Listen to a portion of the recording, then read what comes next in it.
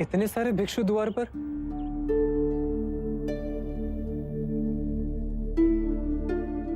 प्रणाम महादेवी। आप यहाँ इस दशा में?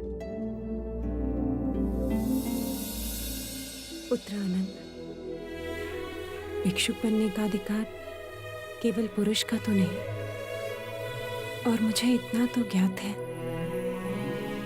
कि मुक्ति के मार्ग पर बुद्ध किसी के साथ भेदभाव नहीं करेंगे। शांति पाने का अधिकार सबको है।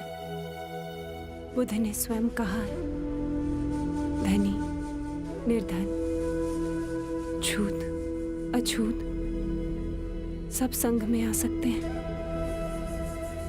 आशा है स्त्रियों के साथ भेद ना होगा।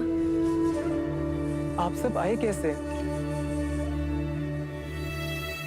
हम सभी कपिलवस्तु से पद यात्रा कर आए। 15 दिन हम रास्ते पर सोए, गांव से भिक्षा मांग खाया। बहुत आशा लिए आए हैं कि हमें निराशा ना मिले। आपने इतने कष्ट उठाए, सुन के पीड़ा हुई, परंतु आप तो जानती हैं कि बुद्ध संग में स्त्रियों को नहीं लेंगे। क्षमा, पर आपको लौटना होगा।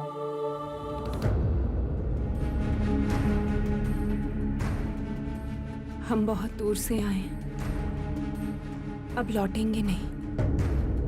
और हमने ये सिद्ध कर दिया कि हम भी भिक्षुक की भांति सब त्याग सकते हैं।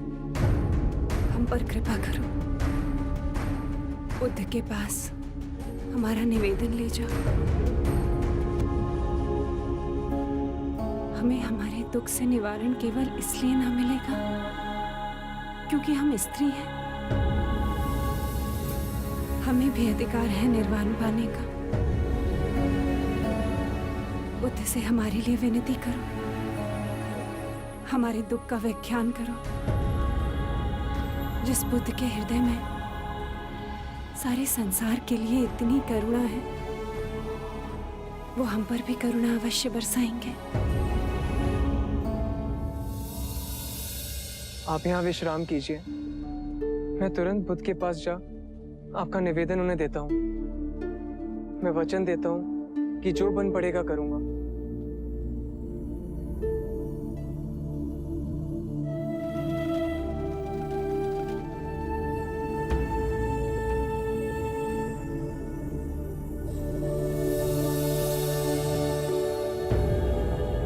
मन में कोई द्वंद्व उठा है आनंद?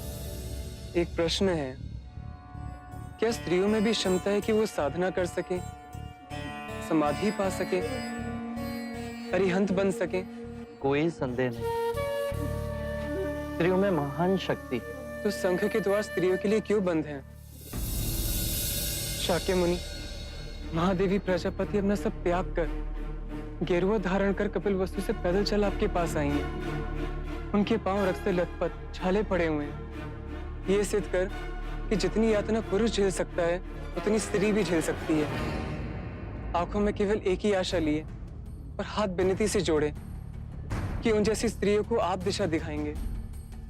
उन्होंने कहा है कि स्त्रियां पूर्ण जीव हैं, उन्हें भी अधिकार है मुक्ति पाने का। हे करुणा निधान, अपनी कृपा का हाथ उन दुखियारियों पर रखिए।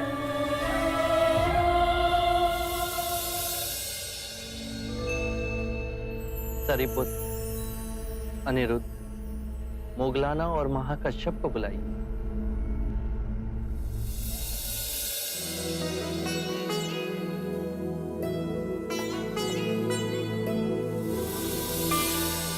प्रणाम महादेवी। नहीं, मैंने जल का त्याग किया है। जब तक अब बुद्ध मुझे दीक्षा नहीं देंगे, मैं जल ग्रहण नहीं करूंगी। आप सबने जो 8 नियम बनाए हैं, उससे मैं सहमत हूं। आनंद, तुम जाकर इन नियमों की जानकारी दे दो। यदि आप स्वयं आए तो माता प्रजापति को प्रसन्नता होगी।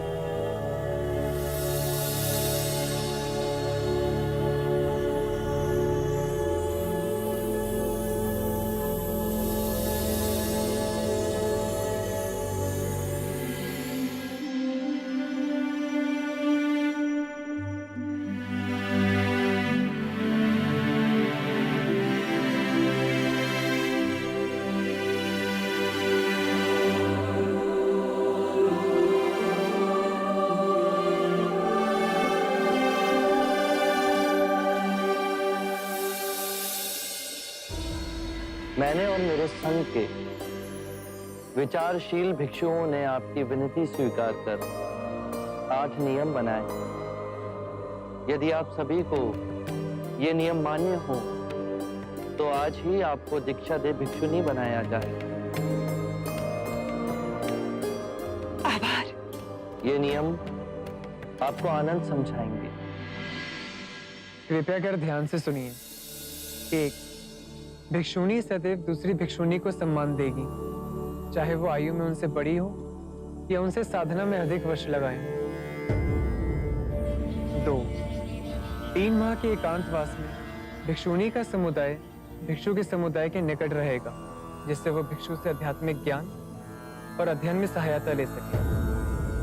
3, माह में 2 बार भिक्षुणी समुदाय किसी प्रतिनिधि के द्वारा भिक्षु को आमंत्रित करेंगी, जो कि तय करे कि उपासना उपवास का दिन कौन सा हो। 4, वर्षा ऋतु के एकांतवास पश्चात भिक्षुणियां पावन के लिए आएंगी। ये दिवस बोधिसत्व का पावन दिन 11वें माह की पूर्णमासी को मनाया जाएगा। इस दिन कोई भी वाद विवाद जो दुर्भाग्य से उठ खड़ा हुआ हो, उसका निवारण होगा।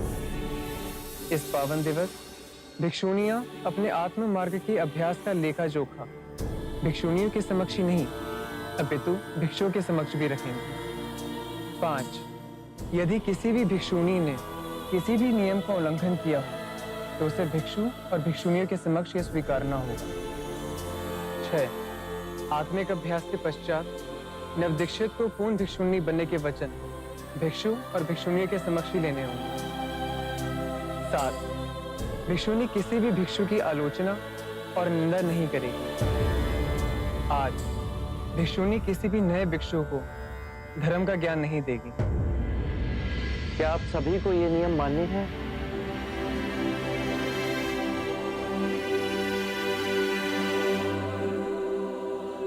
हाँ, हमें ये सारे नियम मानने हैं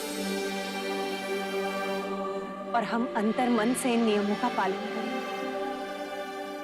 आप बस हमें दीक्षा दे दें। आप सभी भोजन और स्नान करके आइए। आज ही आपको दीक्षा दी जाएगी।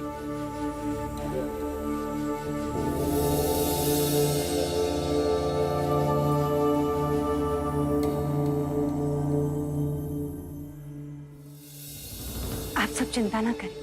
ये नियम इसलिए बनाए गए हैं ताकि संघ के संचालन में कोई बाधा ना हो, कोई उपद्रव खड़ा ना हो। इन नियमों का पालन कर हम आध्यात्मिक पथ पर आगे बढ़ेंगे। स्त्रियों को आज तक जिस मुक्ति से वंचित रखा गया, वो आज हमें मिलने जा रही है। बुद्ध के इस कदम से हम सभी को मोक्ष में पुरुष के बराबर का हिस्सा मिलेगा।